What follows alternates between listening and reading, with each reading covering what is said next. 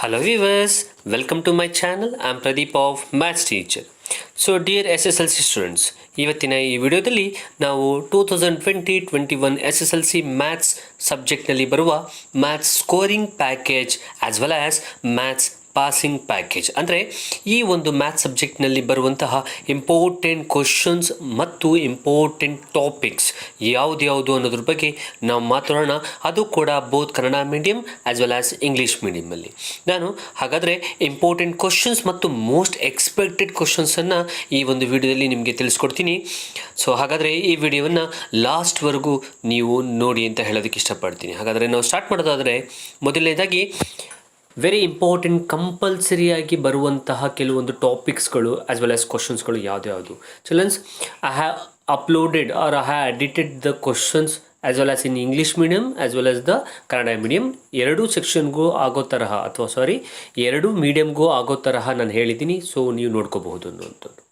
Okay, ಮೊದಲನೇ topic ನೋಡೋದಾದರೆ construction of triangle ಅಂದರೆ ತ್ರಿಭುಜಗಳ ರಚನೆ. ಇದು ಕಂಪಲ್ಸರಿಯಾಗಿ ಬರುತ್ತೆ 4 ಮಾರ್ಕ್ಸ್ಗೆ.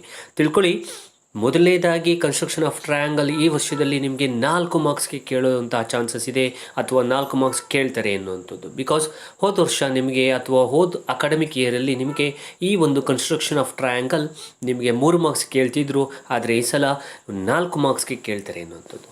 ಮುಂದಿನ ಒಂದು ಕ್ವಶನ್ಗೆ ಹೋಗೋದಾದರೆ ಕನ್ಸ್ಟ್ರಕ್ಷನ್ ಆಫ್ ಓಜಿವ್ನ ರಚನೆ, ಹಾಗೆ ಗ್ರಾಫ್, ಹಾಗೆ ಕನ್ಸ್ಟ್ರಕ್ಷನ್ ಆಫ್ ಟ್ಯಾಂಜೆಂಟ್ಸ್ ಅಂದರೆ ಸ್ಪರ್ಶಕಗಳ ರಚನೆ, ಹಾಗೂ ಡಿವೈಡಿಂಗ್ ದ ಲೈನ್ ಸೆಗ್ಮೆಂಟ್ ರೇಖಾಖಂಡವನ್ನು ದತ್ತ ಅನುಪಾತದಲ್ಲಿ ವಿಭಾಗಿಸುವುದು. ಇವುಗಳೆಲ್ಲವೂ ಕೂಡ ಕಂಪಲ್ಸರಿಯಾಗಿ ಬರುವಂತಹ ಟಾಪಿಕ್ಗಳು. ಓಕೆ, ಸೊ ಹಾಗಾಗಿ ಕನ್ಸ್ಟ್ರಕ್ಷನ್ ಆಫ್ ಟ್ರಯಾಂಗಲ್ 4 ಮಾರ್ಕ್ಸ್ಗೆ, ಕನ್ಸ್ಟ್ರಕ್ಷನ್ ಆಫ್ ಓಜಿವ್ 3 ಮಾರ್ಕ್ಸ್ಗೆ, ಗ್ರಾಫ್ 4 ಮಾರ್ಕ್ಸ್ಗೆ, ಕನ್ಸ್ಟ್ರಕ್ಷನ್ ಆಫ್ ಟ್ಯಾಂಜೆಂಟ್ಸ್ ನಿಮಗೆ 3 ಮಾರ್ಕ್ಸ್ಗೆ, ಹಾಗೆ ಡಿವೈಡಿಂಗ್ ದ ಲೈನ್ ಸೆಗ್ಮೆಂಟ್ 2 ಮಾರ್ಕ್ಸ್ಗೆ ಅನ್ನುವಂಥದ್ದು. ಇನ್ನು ಮುಂದಿನ ಪ್ರಶ್ನೆಗೆ ಹೋಗೋದಾದರೆ ಅಥವಾ ಕ್ವಶನ್ಗೆ ಹೋಗೋದಾದರೆ ಥೀರಮ್ ಅನ್ನುವಂಥದ್ದು. ಈ ಥೀರಮ್ 7 ಥೀರಮ್ ಇದೆ. ಮೊದಲು 8 ಥೀರಮ್ ಇತ್ತು, ಅದರಲ್ಲಿ ಪೈಥಾಗೋರಸ್ನ ವಿಲೋಮ ಪ್ರಮೇಯ ಈಗ ಇರೋದಿಲ್ಲ. ಹಾಗಾದರೆ ಇನ್ನು 7 ಥೀರಮ್ನ ಕಲ್ತ್ಕೊಂಡ್ರೆ ನಿಮಗೆ ಮಿನಿಮಮ್ ಅಂದರೂ 5+4 ಅಥವಾ 5+3 ಮಾರ್ಕ್ಸ್ಗೆ ನಿಮಗೆ ಬರಬಹುದು ಅನ್ನುವಂಥದ್ದು. ಹಾಗಾಗಿ ಎಲ್ಲ ಪ್ರಮೇಯಗಳನ್ನು ಅಥವಾ ಥೀರಮ್ಸ್ಗಳನ್ನು ಕಲ್ತ್ಕೊಳ್ಳಿ ಅನ್ನುವಂಥದ್ದು. ಇನ್ನು ಮುಂದಿನ ಟಾಪಿಕ್ಗೆ ಹೋಗೋದಾದರೆ statistics, finding the mean or mode or median ಅಂದರೆ ಸಂಖ್ಯಾಶಾಸ್ತ್ರದಲ್ಲಿ ಬರುವ ಸರಾಸರಿ, ಬಹುಲಕ, ಮಧ್ಯಾಂಕವನ್ನು ಕಂಡುಹಿಡಿಯುವಂಥದ್ದು. ಸೊ ಇದು ಕೂಡ ಈ 3ರಲ್ಲಿ ಒಂದು ನಿಮಗೆ ಇದ್ದೇ ಇರುತ್ತೆ ಅನ್ನುವಂಥದ್ದು. ಹಾಗಾಗಿ ನೀಟಾಗಿ ಕಲ್ತ್ಕೊಳ್ಳಿ ಅನ್ನುವಂಥದ್ದು ಈ ಒಂದು ಟಾಪಿಕ್ನ ಮೇಲಿರುವ ಕ್ವಶನ್ಸ್ಗಳನ್ನು. ಇನ್ನು ಮುಂದಿನ ಕ್ವಶನ್ಸ್ಗೆ ಹೋಗೋದಾದರೆ ವರ್ಗ ಸಮೀಕರಣಗಳಿಗೆ ಸೂತ್ರದ ಸಹಾಯದಿಂದ ಮೂಲಗಳನ್ನು ಕಂಡುಹಿಡಿಯುವುದು ಅಂದರೆ find the roots of a quadratic equation by formula method ಅನ್ನುವಂಥದ್ದು. ಇದು ಕೂಡ 2 ಮಾರ್ಕ್ಸ್ಗೆ ಒಂದು ಕಂಪಲ್ಸರಿ ಆಗಿರುವಂತಹ ಟಾಪಿಕ್ ಅನ್ನುವಂಥದ್ದು. ಇನ್ನು ಮುಂದೆ ಹೋಗೋದಾದರೆ ಅಥವಾ ಮುಂದೆ ಬರುವಂತಹ ಇಂಪಾರ್ಟೆಂಟ್ ಟಾಪಿಕ್ನ ಹೇಳೋದಾದರೆ solve the pair of linear equation any method ಅನ್ನೋಂತ ಕೊಟ್ಬಿಟ್ಟಿದ್ದೀನಿ. ಸಾರಿ ಚಿಲ್ಡ್ರನ್ಸ್, ಈಗ ನಿಮಗೆ 4 ಮೆಥಡಲ್ಲಿ ಈ ವರ್ಷದಲ್ಲಿ ನಿಮಗೆ ಒಂದೇ ಮೆಥಡ್ ಇದು ಅನ್ನುವಂಥದ್ದು, ಅದು ಕೂಡ ಎಲಿಮಿನೇಷನ್ ಮೆಥಡ್ ಅನ್ನುವಂಥದ್ದು. ಹಾಗಾಗಿ ವರ್ಜಿಸುವ ವಿಧಾನದಿಂದ ಸಾಲ್ವ್ ಮಾಡಿ ಅನ್ನುವಂಥದ್ದು. ನಿಮಗೆ ಒಂದು ಮೆಥಡನ್ನು ಕೇಳ್ತಾರೆ, ಇನ್ನು ಉಳಿದಿರೋ 3 ಮೆಥಡನ್ನು ಕೇಳೋದಿಲ್ಲ. ಕ್ರಾಸ್ ಮಲ್ಟಿಪ್ಲಿಕೇಶನ್, ರೆಡ್ಯೂಸಿಬಲ್ ಮೆಥಡ್ ಮತ್ತು ಇನ್ನೊಂದು ಸಬ್ಸ್ಟಿಟ್ಯೂಷನ್ ಮೆಥಡ್, ಈ 3 ಮೆಥಡ್ಗಳು ಇರುವುದಿಲ್ಲ ಅನ್ನುವಂಥದ್ದು. ಓಕೆ, ಇದು ಕೂಡ ಕಂಪಲ್ಸರಿ ಆಗಿ ಬರುವಂತಹ ಟಾಪಿಕ್. ಮುಂದಿನ ಪ್ರಶ್ನೆಗೆ ಹೋಗೋದಾದರೆ find the nature of the roots, ವರ್ಗ ಸಮೀಕರಣಗಳ ಮೂಲಗಳ ಸ್ವಭಾವವನ್ನು ವಿವೇಚಿಸಿ ಎನ್ನುವಂಥದ್ದು. ಓಕೆ, ಇದು ಕೂಡ ಕಂಪಲ್ಸರಿ ಟಾಪಿಕ್ ಆಗಿರುತ್ತೆ. ಇದು ಎಲ್ಲವೂ ಕೂಡ ಕಂಪಲ್ಸರಿ ಆಗಿರೋ ಟಾಪಿಕ್ ಆಗಿರೋದ್ರಿಂದ ಇದರ ಬೇಸ್ ಮೇಲೆ ಯಾವುದಾದ್ರೂ ಒಂದು ಪ್ರಶ್ನೆ ನಿಮ್ಮ ಎಕ್ಸಾಮಿನೇಷನಲ್ಲಿ ಇರುತ್ತೆ ಅನ್ನುವಂಥದ್ದು. ಹಾಗಾಗಿ ಈ ಒಂದು ಟಾಪಿಕ್ಗಳ ಮೇಲೆ ಹೆಚ್ಚಿನದಾಗಿ ಕ್ವಶನ್ಸ್ಗಳನ್ನು ಹಾಕ್ಕೊಂಡು ಸಾಲ್ವ್ ಮಾಡಿ ಕಲ್ತ್ಕೊಳ್ಳಿ ಅಂತ ಹೇಳಕ್ಕೆ ಇಷ್ಟಪಡ್ತೀನಿ. ಇನ್ನು ಮುಂದಿನ ಪ್ರಶ್ನೆಗೆ ಹೋಗೋದಾದರೆ find the roots of the following by factorisation method, ಅಪವರ್ತಿಸುವಿಕೆ ವಿಧಾನದಿಂದ ಮೂಲಗಳನ್ನು ಕಂಡುಹಿಡಿಯುವುದು. ಇದು ಕೊಡಬಹುದು, ಇಲ್ಲದೇ ಇರಬಹುದು, ಆದರೆ ನಿಮಗೆ ಫಾರ್ಮುಲಾ ಮೆಥಡ್ ಅಂತೂ ಇದ್ದೇ ಇರುತ್ತೆ ಅನ್ನುವಂಥದ್ದು. ಮುಂದಿನ ಪ್ರಶ್ನೆಗೆ ಹೋಗೋದಾದರೆ find the distance between the pair of points, ಕೊಟ್ಟಿರುವ ಬಿಂದುಗಳ ನಡುವಿನ ದೂರವನ್ನು ಕಂಡುಹಿಡಿಯಿರಿ. ಡಿಸ್ಟೆನ್ಸ್ ಫಾರ್ಮುಲಾ, ದೂರವನ್ನು ಕಂಡುಹಿಡಿಯುವ ಫಾರ್ಮುಲಾವನ್ನು ಯೂಸ್ ಮಾಡಿಕೊಂಡು ನೀವು ಕಂಡುಹಿಡಿಯುವಂಥದ್ದು. ಇನ್ನು ಮುಂದಿನ ಪ್ರಶ್ನೆಗೆ ಹೋಗೋದಾದರೆ find the coordinates which divides the line segment in the ratio ಅಂದರೆ ಸೆಕ್ಷನ್ ಫಾರ್ಮುಲಾ. ಬಿಂದುಗಳನ್ನು ಸೇರಿಸುವ ರೇಖಾಖಂಡವನ್ನು ಡ್ಯಾಶ್ರ ಅನುಪಾತದಲ್ಲಿ ವಿಭಾಗಿಸುವ ಬಿಂದುಗಳ ನಿರ್ದೇಶಾಂಕವನ್ನು ಕಂಡುಹಿಡಿಯಿರಿ. ನಿರ್ದೇಶಾಂಕ ಸೂತ್ರವನ್ನು ಉಪಯೋಗಿಸಿ. ಹಾಗಾಗಿ ಇದು ಕೂಡ ಒಂದು ಕಂಪಲ್ಸರಿ ಆದಂತಹ ಟಾಪಿಕ್. ಇದರ ಮೇಲೆ ಒಂದು ಕ್ವಶನ್ ಬರಬಹುದು. ಇದನ್ನು ಕೂಡ ಬರೆದು ನೀಟಾಗಿ ಕಲ್ತ್ಕೊಳ್ಳಿ ಅನ್ನುವಂಥದ್ದು. ಚಿಲ್ಡ್ರನ್ಸ್, ಹಾಗೆ ಒಂದು ಹೇಳೋಕ್ಕೆ ಇಷ್ಟಪಡ್ತೀನಿ, ಇವೆಲ್ಲವೂ ಟಾಪಿಕ್ಸ್ಗಳನ್ನು ನಾನು ನನ್ನ ವಿಡಿಯೋದಲ್ಲಿ ಹೇಗೆ ಮಾಡೋದು ಅನ್ನುವಂಥದ್ದನ್ನು ಕೂಡ ಅಪ್ಲೋಡ್ ಮಾಡಿದ್ದೀನಿ. ಹಾಗಾಗಿ ನೀವು ಕೂಡ ಹೋಗಿ ಆ ಒಂದು ವೀಡಿಯೋಸ್ಗಳನ್ನ ನೋಡಿ ಆ ಪ್ರತಿಯೊಂದು ಟಾಪಿಕ್ಗಳ ಮೇಲೆ ನೀವು ಕ್ವಶನ್ಸ್ಗಳನ್ನು ಅಲ್ಲೂ ಕೂಡ ಕೊಟ್ಟಿರ್ತೀನಿ, ಹೇಗೆ ಸಾಲ್ವ್ ಮಾಡೋದು ಅನ್ನೋದನ್ನು ಕಲ್ತ್ಕೊಂಡು ಅದರ ಬೇಸ್ ಮೇಲೆ ಕೊಟ್ಟಿರುವ ಪ್ರಾಬ್ಲಮ್ಸ್ಗಳನ್ನು ಸಾಲ್ವ್ ಮಾಡಿ ನೀವು ಪ್ರಾಕ್ಟೀಸ್ ಮಾಡಿ ಕಲ್ತ್ಕೋಬೋದು ಅನ್ನುವಂಥದ್ದು. ಇನ್ನು ನೆಕ್ಸ್ಟ್ ಕ್ವಶನ್ಗೆ ಹೋಗೋದಾದರೆ, find the area of a triangle. So ತ್ರಿಭುಜಗಳ ವಿಸ್ತೀರ್ಣವನ್ನು ಕಂಡುಹಿಡಿಯುವಂಥದ್ದು ಕೊಟ್ಟಿರುವ ಬಿಂದುಗಳಿಗೆ ಅನ್ನುವಂಥದ್ದು. ಇನ್ನು ಮುಂದಿನ ಪಾರ್ಟ್ಗೆ ಹೋಗೋದಾದರೆ, ಇಂಪಾರ್ಟೆಂಟ್ ಥಿಯರಮ್ಗಳು ಅಂದರೆ ಪ್ರಮೇಯಗಳು 3 ಅಥವಾ 4 ಅಥವಾ 5 ಮಾರ್ಕ್ಸ್ಗೆ ಯಾವ್ದು ಬರುತ್ತೆ ಅನ್ನುವಂಥದ್ದು. ಸೊ ತೇಲ್ಸ್ ಪ್ರಮೇಯ ಬರಬಹುದು, ತೇಲ್ಸ್ ಪ್ರಮೇಯದ ವಿಲೋಮ ಪ್ರಮೇಯ ಬರಬಹುದು, ಕೋ ನಿರ್ಧಾರಕ ಗುಣ ಪ್ರಮೇಯ ಬರಬಹುದು, ಸಮರೂಪ ತ್ರಿಭುಜಗಳ ವಿಸ್ತೀರ್ಣಗಳ ಮೇಲಿನ ಪ್ರಮೇಯ ಬರಬಹುದು, ಪೈಥಾಗೊರಸ್ ಪ್ರಮೇಯ 5 ಮಾರ್ಕ್ಸ್ಗೆ, ಏರಿಯಾಸ್ ಆಫ್ ಸಿಮಿಲರ್ ಟ್ರಯಾಂಗಲ್ ಅಂದರೆ ಸಮರೂಪ ತ್ರಿಭುಜಗಳ ವಿಸ್ತರಣಗಳು 5 ಮಾರ್ಕ್ಸ್ಗೆ, ಹಾಗೆ ವೃತ್ತದ ಮೇಲಿನ 2 ಪ್ರಮೇಯಗಳು 2 ಅಥವಾ 3 ಮಾರ್ಕ್ಸ್ಗೆ ಕೇಳುವಂಥ ಚಾನ್ಸಸ್ ಇರುತ್ತೆ ಅನ್ನೋಂಥದ್ದು. ಇನ್ನು ಇಂಗ್ಲೀಷ್ನಲ್ಲಿ ಹೇಳೋದಾದರೆ, Thales theorem, corners of Thales theorem, A criteria, ಇವುಗಳನ್ನು ನಿಮಗೆ 3 ಅಥವಾ 4 ಮಾರ್ಕ್ಸ್ ಕೇಳೋ ಚಾನ್ಸಸ್ ಇರುತ್ತೆ. Areas of similar triangle theorem ಹಾಗೂ ಪೈಥಾಗೊರಸ್ ಥಿಯರಮನ್ನು 5 ಮಾರ್ಕ್ಸ್ಗೆ ಕೇಳುವಂತಹ ಚಾನ್ಸಸ್ ಇರುತ್ತೆ. ಹಾಗೆ ಸರ್ಕಲ್ ಚಾಪ್ಟರಲ್ಲಿ ಬರುವ 2 ಥಿಯರಮ್ನ 2 ಅಥವಾ 3 ಮಾರ್ಕ್ಸ್ಗೆ ಕೇಳುವಂತಹ ಚಾನ್ಸಸ್ ಇರುತ್ತೆ ಅನ್ನೋಂಥದ್ದು. ಇನ್ನು 1 ಮಾರ್ಕ್ಸ್ನ ಇಂಪಾರ್ಟೆಂಟ್ ಟಾಪಿಕ್ಸ್ ಮತ್ತು ಕ್ವಶನ್ಸ್ಗಳು ಯಾವ್ದ್ಯಾವುದು ಅನ್ನೋಂಥದ್ದು. ಓಕೆ, ಸೊ ಮೊದಲನೇದಾಗಿ ನೋಡೋದಾದರೆ, ತೇಲ್ಸ್ ಪ್ರಮೇಯವನ್ನು ನಿರೂಪಿಸಿ, state Thales theorem very important. ಈಗೆಲ್ಲ ಹೇಳ್ತಾ ಇರೋವಂಥದ್ರಲ್ಲಿ ಯಾವುದಾದ್ರೂ ಕ್ವಶನ್ಸ್ಗಳು ನಿಮಗೆ ಬಂದೇ ಬರುತ್ತೆ ಅನ್ನೋಂಥದ್ದು. ಇವು ಎಲ್ಲವೂ ಬರುತ್ತೆ ಅನ್ನೋಂಥದ್ದಲ್ಲ, ಆದರೆ ಎಲ್ಲವನ್ನೂ ಕೂಡ ಕಲಿತ್ರೆ ಇದರ ಒಳಗಿರುವಂತಹ ಯಾವುದಾದ್ರೂ ಒಂದು ಕ್ವಶನ್ಸ್ಗಳು ನಿಮಗೆ ಬರುತ್ತೆ ಅನ್ನೋಂಥದ್ದು. ಇನ್ನು ಮುಂದಿನ ಪ್ರಶ್ನೆಗೆ ಹೋಗೋದಾದರೆ, what is the other name of Thales theorem? Thales ಪ್ರಮೇಯದ ಇನ್ನೊಂದು ಹೆಸರೇನು? ಪೈಥಾಗೊರಸ್ ಥಿಯರಮ್ ಅಂದರೆ ಏನು ಅಥವಾ ಪೈಥಾಗೊರಸ್ ಥಿಯರಮನ್ನು ನಿರೂಪಿಸಿ. ಸ್ಪರ್ಶಕ ಎಂದರೇನು? Define secant. How many tangents can be drawn to a circle? ವೃತ್ತಕ್ಕೆ ಎಷ್ಟು ಸ್ಪರ್ಶಕಗಳನ್ನು ಎಳೆಯಬಹುದು? What is the standard form of a quadratic equation? ವರ್ಗ ಸಮೀಕರಣದ ಆದರ್ಶ ರೂಪವೇನು? Find the distance between the pair of points. ಬಿಂದುಗಳ ನಡುವಿನ ದೂರವನ್ನು ಕಂಡುಹಿಡಿಯಿರಿ. ಹಾಗೆ find the distance between the origin. ಕೊಟ್ಟಿರುವ ಮೂಲ ಬಿಂದುಗಳ ನಡುವಿನ ದೂರವನ್ನು ಕಂಡುಹಿಡಿಯಿರಿ. ಇವುಗಳೆಲ್ಲ 1 marks important topic as well as questions ಅನ್ನುವಂಥದ್ದು. ಇನ್ನು ಅರ್ಥಮೆಟಿಕ್ ಪ್ರೋಗ್ರೆಷನ್ಗೆ ಬಂದರೆ, ಸಮಾಂತರ ಶ್ರೇಣಿ ಪಾಠದಲ್ಲಿ ಬಂದರೆ ಚಿಕ್ಕದಾಗಿ ಫೈಂಡ್ ದ 10th ಟರ್ಮ್ ಅಂತ ಕೇಳಬಹುದು. AP ಕೊಟ್ಟು ಸಮಾಂತರ ಶ್ರೇಣಿಯನ್ನು ಕೊಟ್ಟು 10ನೇ ಪದ ಕಂಡುಹಿಡಿಯಿರಿ ಅಂತ ಕೊಡಬಹುದು. ಫೈಂಡ್ ದ 8th ಟರ್ಮ್, ಸಮಾಂತರ ಶ್ರೇಣಿಯ 8ನೇ ಪದ. ಚಿಲ್ಡ್ರನ್ಸ್, ಇದರಲ್ಲಿ ಎಲ್ಲವನ್ನ ಕೂಡ 1 ಮಾರ್ಕ್ಸ್ ಕ್ವಶನ್ಸ್ ಏನೇನು ಹೇಳ್ತಿದ್ದೀನಿ ಇದೆಲ್ಲವನ್ನೂ ಕೂಡ ಆನ್ಸರ್ಸ್ಗಳನ್ನು ಬರೆದು ಪ್ರಾಕ್ಟೀಸ್ ಮಾಡಿ. ಗೊತ್ತಿಲ್ಲ ಅಂತಂದರೆ ನೀವು ಕಮೆಂಟ್ ಬಾಕ್ಸ್ನಲ್ಲಿ ತಿಳಿಸ್ಬೋದು, ನಾನು ಅದನ್ನು ನಿಮಗೆ ಆನ್ಸರ್ಸ್ನ ತಿಳಿಸ್ಕೊಡ್ತೀನಿ ಅನ್ನೋಂಥದ್ದು. ಇನ್ನು AP ಕೊಟ್ಟು ಅದರಲ್ಲಿ 10ನೇ ಪದ ಕಂಡುಹಿಡಿಯಿರಿ ಅಂತ ಕೇಳಬಹುದು, 10th ಟರ್ಮ್. ಹಾಗೆ ಅದ comparing the ratio peer of linear equation in 2 ವೇರಿಯೇಬಲ್ಸಲ್ಲಿ ಬರುವಂಥದ್ದು ಅನುಪಾತಗಳನ್ನು ಹೋಲಿಸಿ ಸ್ಥಿರವಾಗಿದೆಯೋ ಅಸ್ಥಿರವಾಗಿದೆಯೋ ಅಥವಾ ಕನ್ಸಿಸ್ಟೆಂಟ್ ಅಥವಾ ಇನ್ಕನ್ಸಿಸ್ಟೆಂಟ್ ಹೌದು ಇಲ್ಲವೋ ಅಂತ ಫೈಂಡ್ ಔಟ್ ಮಾಡುವಂಥದ್ದು ನಿಮಗೆ ಕೇಳುವಂಥ ಚಾನ್ಸಸ್ ಇರುತ್ತೆ. ಹಾಗೆ find the value of K ಅನ್ನುವಂಥದ್ದು ಸಮಾಂತರವಾಗಿರೋ ರೇಖಾತ್ಮಕ ಸಮೀಕರಣದ ಕೆ ಬೆಲೆ ಕಂಡುಹಿಡಿಯಿರಿ. ಪೇರ್ ಆಫ್ ಲೀನಿಯರ್ ಇಕ್ವೇಷನಲ್ಲಿ ನಿಮಗೆ find the value of K ಅನ್ನುವಂಥದ್ದು ಬರುತ್ತೆ ಅನ್ನುವಂಥದ್ದು. ಇನ್ನು 1 ಮಾರ್ಕ್ಸ್ನ ಇನ್ನೊಂದು ಕ್ವಶನ್ಸ್ನು ಅಥವಾ ಟಾಪಿಕ್ಸ್ ಹೇಳೋದಾದರೆ, determine the nature of the roots ಅನ್ನುವಂಥದ್ದು. ಈ ಕೆಳಗಿನ ವರ್ಗ ಸಮೀಕರಣಗಳ ಮೂಲಗಳನ್ನು ವಿವೇಚಿಸಿ ಅನ್ನುವಂಥದ್ದು. ಇನ್ನು 1 ಮಾರ್ಕ್ಸ್ಗೆ ಮತ್ತೊಂದು ಟಾಪಿಕ್ನ ಹೇಳೋದಾದರೆ, find the value of K quadratic ಇಕ್ವೇಷನಲ್ಲಿ ಬರುವಂಥದ್ದು which have equal roots. Equal roots ಅಂದರೆ D = 0 ಬರುತ್ತೆ. ಹಾಗಾಗಿ ಆ ಒಂದು ಪ್ರಾಬ್ಲಮ್ ಬೇಸ್ಡ್ ಪ್ರಾಬ್ಲಮ್ಸ್ ನಿಮಗೆ ಕೇಳುವಂಥ ಚಾನ್ಸಸ್ ಇರುತ್ತೆ.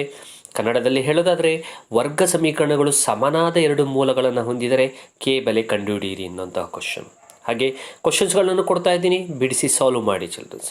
ಹಾಗೆ ಮುಂದಿನ ಪ್ರಶ್ನೆಗೆ ಹೋಗೋದಾದರೆ, ಟ್ರಿಗ್ನೋಮೆಟ್ರಿಲಿ ಇರುವಂತಹ ಚಿಕ್ಕ ಚಿಕ್ಕ ಕ್ವಶನ್ಸ್ಗಳು ಬಿಡಿಸಿ ಎನ್ನುವಂಥದ್ದಾಗಲಿ, ಹಾಗೆ 11.3 ಅಭ್ಯಾಸದ ಮೇಲಿನಲ್ಲಿ ಜಾಸ್ತಿ ಪ್ರಾಬ್ಲಮ್ಸ್ಗಳಿದೆ. 11.3 ಎಕ್ಸಸೈಸಲ್ಲಿರುವಂಥ ಪ್ರಾಬ್ಲಮ್ಸ್ಗಳನ್ನ ನೋಡಿದ್ರೆ ಅದರಲ್ಲಿರುವಂಥ ಕೆಲವೊಂದು ಪ್ರಾಬ್ಲಮ್ಸ್ಗಳು ನಿಮಗೆ 1 ಮಾರ್ಕ್ಸ್ಗೆ ಕೇಳುವಂಥ ಚಾನ್ಸಸ್ ಇರುತ್ತೆ. ಹಾಗೆ write the formulas of CSA, TSA or volume, surface area and volume ಚಾಪ್ಟರ್ಲಿ ಬರುವಂತಹ ಎಲ್ಲ ಫಾರ್ಮುಲಾಸ್ಗಳನ್ನು ನೀವು ನೆನಪಲ್ಲಿ ಇಟ್ಕೊಂಡ್ರೆ ನಿಮಗೆ ಒಂದು ಫಾರ್ಮುಲಾಸನ್ನು ಖಂಡಿತವಾಗ್ಲೂ ಕೇಳ್ತಾರೆ ಅನ್ನುವಂಥದ್ದು. ಸೊ ಮೇಲ್ಮೈ ವಿಸ್ತೀರ್ಣ ಮತ್ತು ಘನಫಲ ಪಾಠದ ಎಲ್ಲ ವಿಸ್ತೀರ್ಣ ಕಂಡುಹಿಡಿಯುವ, ಪಾರ್ಶ್ವ ಮೇಲ್ಮೈ ವಿಸ್ತೀರ್ಣ ಕಂಡುಹಿಡಿಯುವ, ಘನಫಲವನ್ನು ಕಂಡುಹಿಡಿಯುವ ಸೂತ್ರಗಳನ್ನು ತಲೆಯಲ್ಲಿಟ್ಕೊಂಡ್ರೆ ನಿಮಗೆ ಒಂದು ಕ್ವಶನ್ನು ನಿಮಗೆ ಕೇಳ್ತಾರೆ, ಸೂತ್ರವನ್ನು ಬರೆಯಿರಿ ಅಂತ ಖಂಡಿತವಾಗ್ಲೂ ಕೇಳ್ತಾರೆ.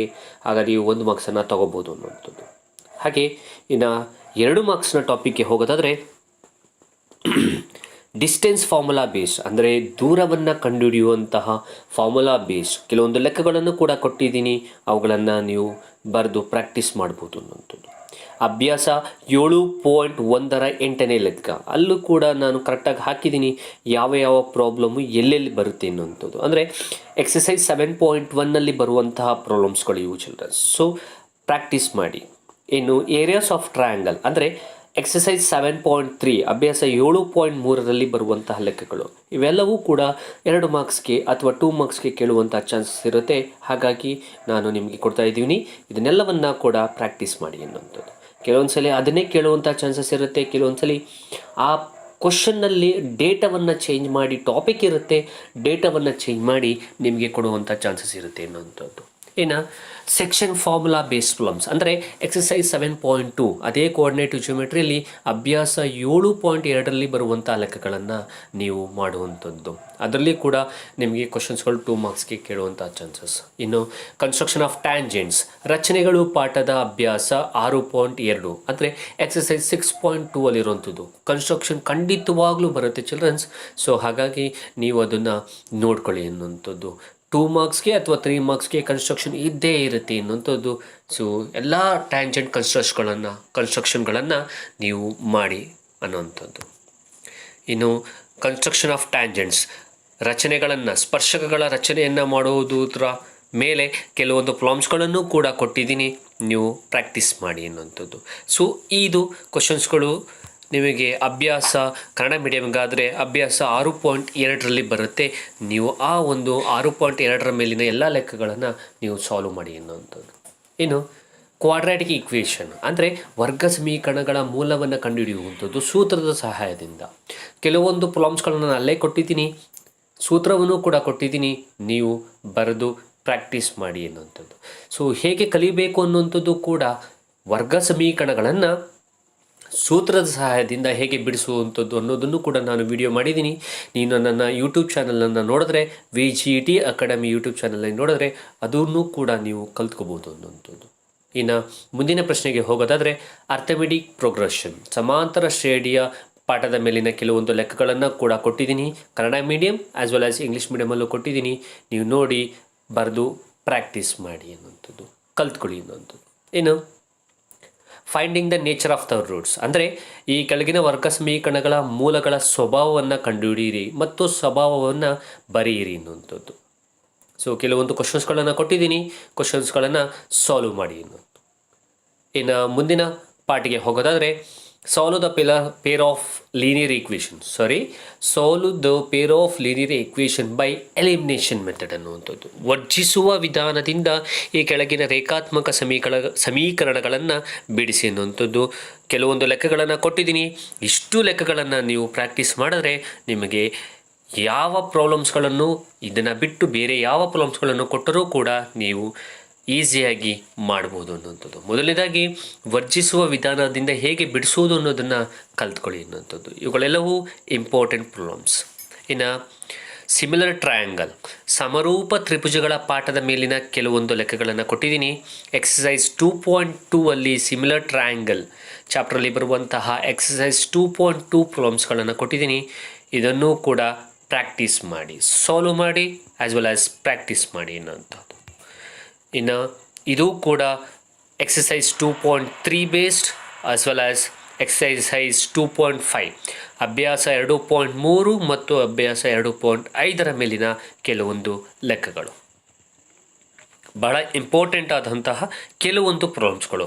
ಹಾಗಂತ ಇದೇ ಬರುತ್ತೆ ಅನ್ನೋಂಥದ್ದಲ್ಲ ಚಿಲ್ಡ್ರನ್ಸ್, ಇದನ್ನು ಬಿಟ್ಟು ಬೇರೆದು ಕೂಡ ಬರಬಹುದು. ಹಾಗಾಗಿ ಎಕ್ಸಸೈಸ್ ನಂಬರನ್ನು ಹಾಕಿದ್ದೀನಿ. ಸೊ ಕೆಲವೊಂದು ಪ್ರಾಬ್ಲಮ್ಸ್ಗಳನ್ನು ಪ್ರಾಕ್ಟೀಸ್ ಮಾಡಿ.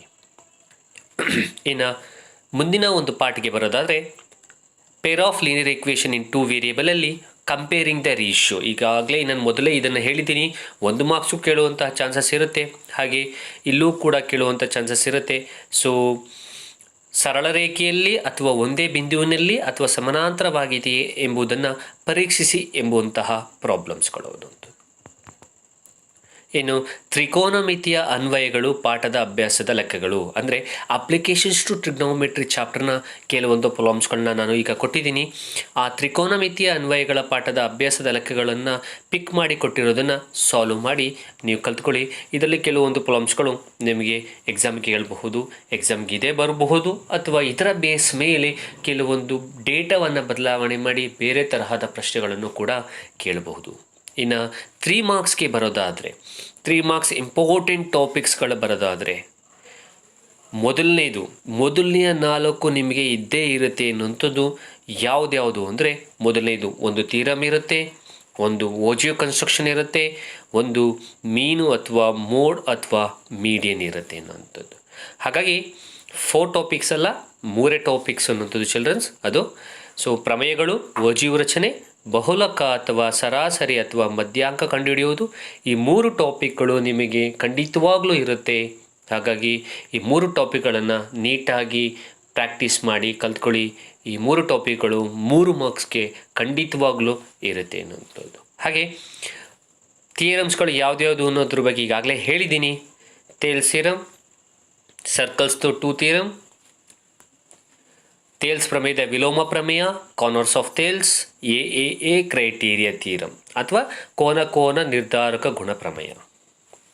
ಇನ್ನು ಟ್ರಿಗ್ನೋಮೆಟ್ರಿ ಬೇಸ್ಡ್ ಪ್ರಾಬ್ಲಮ್ಸ್ ಅಂದರೆ ತ್ರಿಕೋನಮಿತಿಯ ಅಭ್ಯಾಸದ 11.2 ಅಂದರೆ ಎಕ್ಸಸೈಸ್ 11.2 ಅಲ್ಲಿ ಬರುವಂತಹ ಕೆಲವೊಂದು ಪ್ರಾಬ್ಲಮ್ಸ್ಗಳು, 11.3 ಬರುವಂತಹ ಕೆಲವೊಂದು ಪ್ರಾಬ್ಲಮ್ಸ್ಗಳನ್ನು ಕೊಟ್ಟಿದ್ದೀನಿ. ನಿಮಗೆ ಇದನ್ನು ಸಾಲ್ವ್ ಮಾಡಿ ಇದರಲ್ಲಿ ಕೆಲವೊಂದು ಇಂಪಾರ್ಟೆಂಟ್ 3 ಮಾರ್ಕ್ಸ್ಗೆ ಬರುವಂತಹ ಚಾನ್ಸಸ್ ಇರುತ್ತೆ.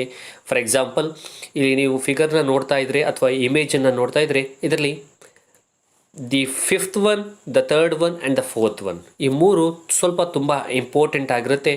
ಹಾಗಾಗಿ ವ್ಯಾಲ್ಯೂ ಬೇಸ್ಡ್, ಹಾಗಾಗಿ ಆ್ಯಂಗಲ್ ಬೇಸ್ಡ್ ಪ್ರಾಬ್ಲಮ್ಸ್ಗಳಾಗಿರೋದ್ರಿಂದ 3, 4, 5 ಅನ್ನು ಜಾಸ್ತಿ ಇಂಪಾರ್ಟೆನ್ಸ್ ಕೊಟ್ಟು ಕಲ್ತ್ಕೊಳ್ಳಿ, ಅದು ಇಂಪಾರ್ಟೆಂಟ್ ಆಗಿರುತ್ತೆ ಅನ್ನೋಂಥದ್ದು. ಇನ್ನು ಓಜಿಯು ಅಂದರೆ ಇದರಲ್ಲಿ 2 ಥರ, ಒಂದು ಕಡಿಮೆ ವಿಧಾನದ ಓಜಿಯು, ಅಧಿಕ ವಿಧಾನದ ಓಜಿಯು. ಅಂದರೆ ಮೋರ್ ದೆನ್ ಓಜಿಯು, ಲೆಸ್ ದೆನ್ ಓಜಿಯು. ಅದರ ಬೇಸ್ ಮೇಲೆ ನಾನು ಕೆಲವೊಂದು ಲೆಕ್ಕಗಳನ್ನು ಕೊಟ್ಟಿದ್ದೀನಿ, ಪ್ರಾಬ್ಲಮ್ಸ್ಗಳನ್ನು ಕೊಟ್ಟಿದ್ದೀನಿ. ನೀವು ಸಾಲ್ವ್ ಮಾಡಿ. ಓಜಿಯು ಅನ್ನೋಂಥದ್ದು ಒಂದು ಕ್ವಶನ್ ನಿಮಗೆ ಇದ್ದೇ ಇರುತ್ತೆ ಅನ್ನೋಂಥದ್ದು. ನೆಕ್ಸ್ಟ್, ಇದು ಕೂಡ ಓಜಿಯು ರಚನೆ, ಓಜಿಯು ಕನ್ಸ್ಟ್ರಕ್ಷನ್. ಸೊ ಕೆಲವೊಂದು ಪ್ರಾಬ್ಲಮ್ಸನ್ನು ಕೊಟ್ಟಿದ್ದೀನಿ. Finding the mean or mode or median, ಬಹುಲಕ ಅಥವಾ ಸರಾಸರಿ ಅಥವಾ ಮಧ್ಯಾಂಕ ಕಂಡುಹಿಡಿಯೋದಕ್ಕೆ ನಿಮಗೆ ಕೆಲವೊಂದು ಪ್ರಾಬ್ಲಮ್ಸ್ಗಳನ್ನು ಕೊಟ್ಟಿದ್ದೀನಿ. ಈ 3 ಹೇಗೆ ಫೈಂಡ್ ಔಟ್ ಮಾಡೋದು ಅನ್ನೋಂಥದ್ದನ್ನು ಕೂಡ ನಾನು ವಿಡಿಯೋ ಮಾಡಿ ಅಪ್ಲೋಡ್ ಮಾಡಿದ್ದೀನಿ. ನೀವು ನನ್ನ VGT ಅಕಾಡೆಮಿ ಚಾನಲ್ನಲ್ಲಿ ಹೋಗಿ ನೋಡಿ ಅದನ್ನು ತಿಳ್ಕೊಬೋದು. ಇನ್ನು ಇದು ಕೂಡ ಪ್ರಾಬ್ಲಮ್ಸ್ಗಳಾಗಿರುತ್ತೆ.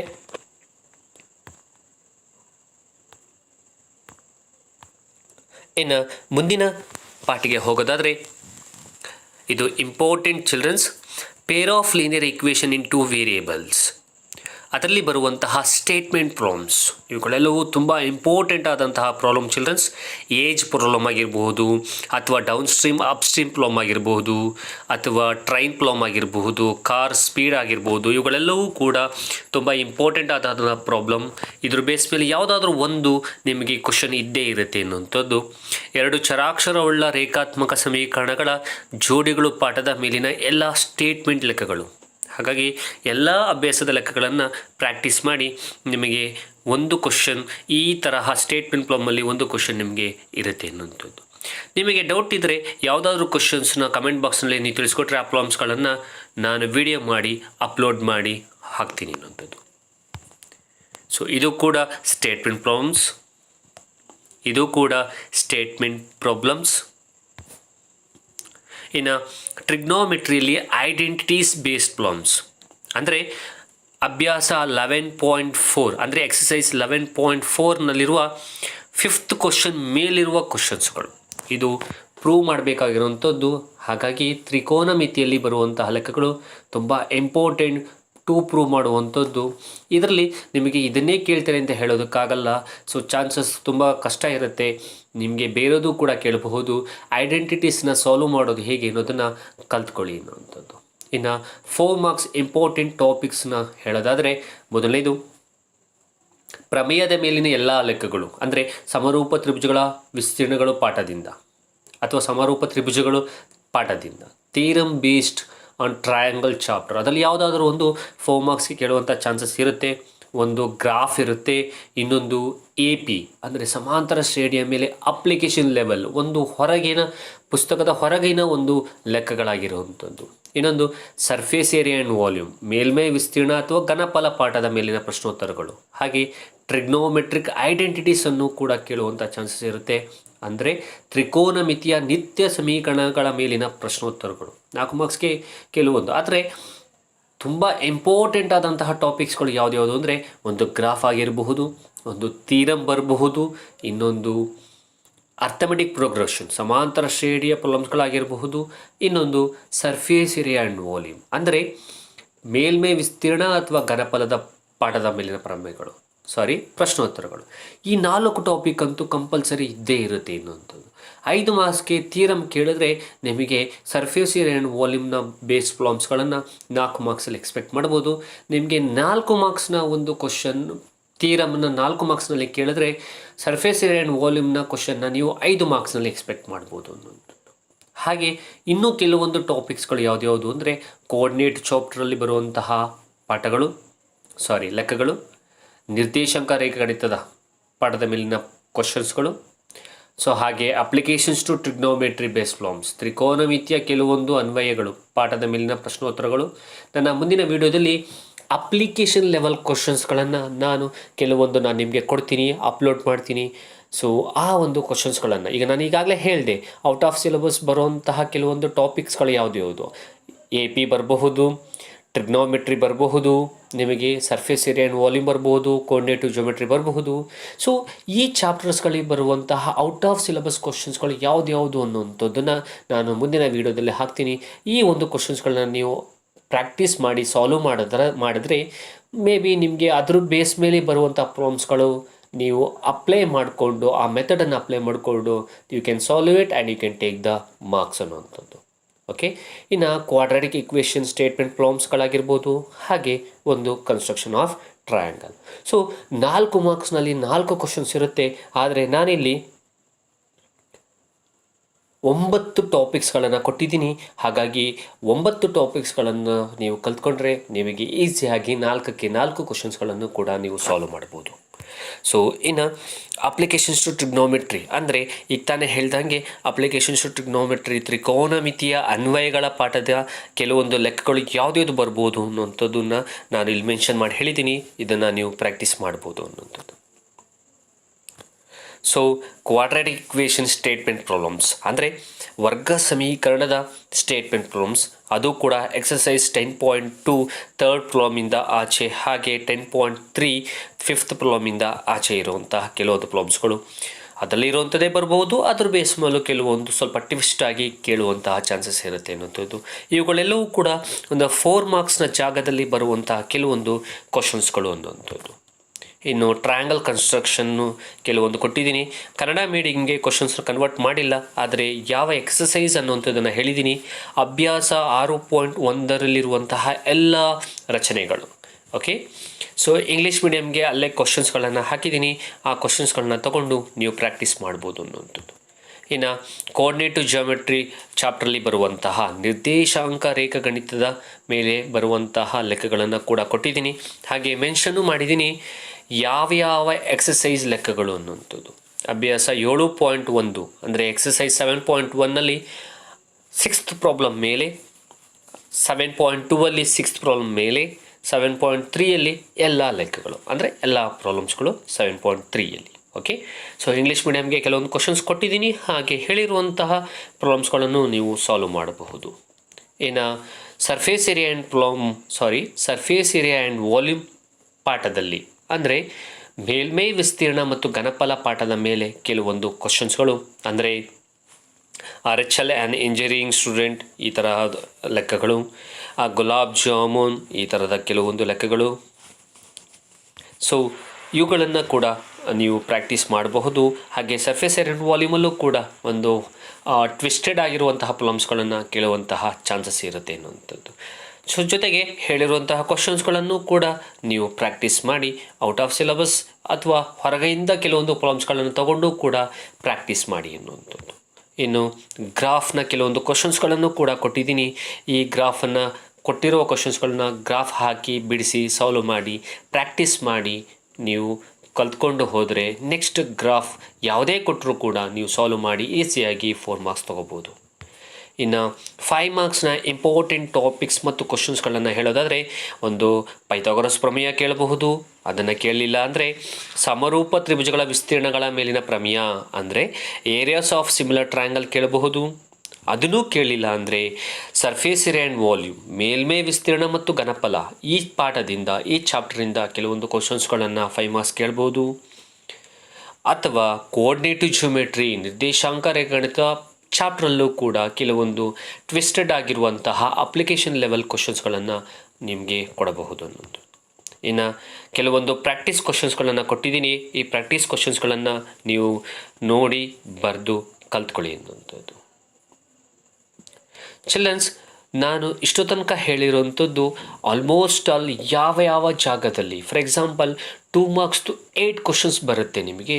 ಅದರಲ್ಲಿ ನಿಮಗೆ 8 ಕ್ವಶನ್ಸ್ನ ಜಾಗದಲ್ಲಿ ನಿಮಗೆ 10ರಿಂದ 12 ಟಾಪಿಕ್ಸ್ನ ಕೊಟ್ಟಿದ್ದೀನಿ. 3 ಮಾರ್ಕ್ಸ್ದು 9 ಕ್ವಶನ್ಸ್ ಬರುತ್ತೆ, ಅದರಲ್ಲಿ ಒಂದು 10 ಟಾಪಿಕ್ಸ್ನ ಕೊಟ್ಟಿದ್ದೀನಿ ಅನ್ನೋಂಥದ್ದು. 4 ಮಾರ್ಕ್ಸ್ದು 4 ಕ್ವಶನ್ಸ್ ಬರುತ್ತೆ, ನಿಮಗೆ 9 ಟಾಪಿಕ್ಸ್ ಕೊಟ್ಟಿದ್ದೀನಿ. 5 ಮಾರ್ಕ್ಸ್ದು ನಿಮಗೆ 1 ಕ್ವಶನ್ಸ್ ಬರುತ್ತೆ, ನಾನು ನಿಮಗೆ 4 ಟಾಪಿಕ್ ಕೊಟ್ಟಿದ್ದೀನಿ. ಈ ರೀತಿ ಟಾಪಿಕ್ ವೈಸ್ ಎಲ್ಲವನ್ನು ಕೂಡ ಕಲ್ತ್ಕೊಂಡು ಹೋದರೆ ಅದರ ಒಳಗೆ ಯಾವುದಾದ್ರೂ ಬಂದರೂ ಕೂಡ ನೀವು ಪ್ರಾಕ್ಟೀಸ್ ಮಾಡಿದ್ದಿದ್ದರೆ ನೀವು ಈಸಿಯಾಗಿ ಮಾರ್ಕ್ಸ್ನ ತಗೋಬೋದು ಅನ್ನೋಂಥದ್ದು ನನ್ನ ಭಾವನೆ. ಹಾಗಾಗಿ ನಾನು ನಿಮಗೆ ಕೊಟ್ಟಿದ್ದೀನಿ. So thank you. Hope it is useful for all my 10th standard students, children. It's not 2019-20, it's 2020-21 ಆಗಬೇಕು. ಓಕೆ, ಸೊ ನೀವು ಈ ವಿಡಿಯೋನ ಇಷ್ಟಪಟ್ಟಿದ್ರೆ ಅಥವಾ ಈ ವಿಡಿಯೋ ನಿಮಗೆ ಲೈಕ್ ಆಗಿದ್ದರೆ ಲೈಕ್ ಬಟನನ್ನು ಒತ್ತಿ, ಹಾಗೆ ಆದಷ್ಟು ಈ ಒಂದು ವಿಡಿಯೋವನ್ನು ನಿಮ್ಮ ಫ್ರೆಂಡ್ಸ್ಗಳಿಗೆ ಶೇರ್ ಮಾಡಿ ಅಂತ ಹೇಳೋಕ್ಕೆ ಇಷ್ಟಪಡ್ತಾ, ನನ್ನ ಆಲ್ಮೋಸ್ಟ್ ಎಲ್ಲ ವೀಡಿಯೋಸ್ಗಳು 10th ಮ್ಯಾಥಮೆಟಿಕ್ಸ್ ವೀಡಿಯೋಸ್ಗಳನ್ನ ನೀವು ನನ್ನ VGT ಅಕಾಡೆಮಿ ಯೂಟ್ಯೂಬ್ ಚಾನಲಲ್ಲಿ ನೋಡ್ಬೋದು ಅಂತ ಹೇಳ್ತಾ, ಮುಂದಿನ ವಿಡಿಯೋದಲ್ಲಿ ಅಪ್ಲಿಕೇಶನ್ ಲೆವೆಲ್, ಅಂದರೆ ಔಟ್ ಆಫ್ ಸಿಲೆಬಸ್ ಕ್ವಶನ್ಸ್, ಕೆಲವೊಂದು ತುಂಬ ಕಷ್ಟವಾದಂತಹ ಪ್ರಾಬ್ಲಮ್ಗಳನ್ನು ನಿಮಗೆ ನಾನು ವಿಡಿಯೋ ಮಾಡಿ ಅಪ್ಲೋಡ್ ಮಾಡ್ತೀನಿ. ಆ ವಿಡಿಯೋದಲ್ಲಿ ಬರುವಂಥ ಕ್ವಶನ್ಸ್ಗಳನ್ನು ಪ್ರಾಕ್ಟೀಸ್ ಮಾಡಿ, ನೀವು ಗೊತ್ತಾಗಲಿಲ್ಲ ಅಂತಂದರೆ ನಾನು ಕೇಳಬಹುದು, ಜೊತೆಗೆ ಪ್ರಾಕ್ಟೀಸ್ ಮಾಡಿ ಮಾರ್ಕ್ಸನ್ನು ತಗೊಳ್ಳೋದಕ್ಕೆ ನೀವು ಮುಂದುವರಿಬೋದು ಅಂತ ಹೇಳ್ತಾ, ಸೊ ಆದಷ್ಟು ಆ ವಿಡಿಯೋವನ್ನು ಶೇರ್ ಮಾಡಿ, ಲೈಕ್ ಮಾಡಿ ಅಂತ ಹೇಳ್ತಾ, ಥ್ಯಾಂಕ್ ಯು.